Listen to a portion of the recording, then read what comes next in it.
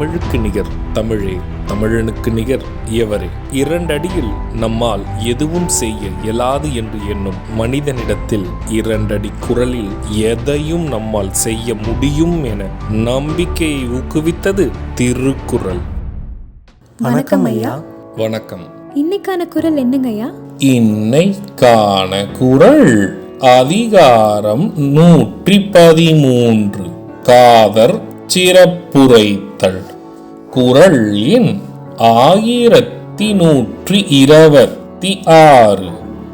கண்ணுள்ளின் போகாரிமைப்பின் பருவரார் நுண்ணியர் எங்காதலவர். இந்த குறளுக்கான பொருள் என்னங்கய்யா? இதற்கான பொருள், என் காதலர் இருக்கிறாரே, இவர் என் கண்ணுக்குள்ளிருந்து போக மாட்டார், மூடி விழித்தால் கூட வருந்த மாட்டார், அவ்வளவு மென்மையானவர், கண்ணியமானவர் என் காதலர். இதுக்கு ஒரு சின்ன உதாரணம் சொல்றீங்களா? இதற்கான உதாரணம், தன் காதலனை கண்களுக்குள் வைத்து பார்ப்பாள் உண்மையான காதலி.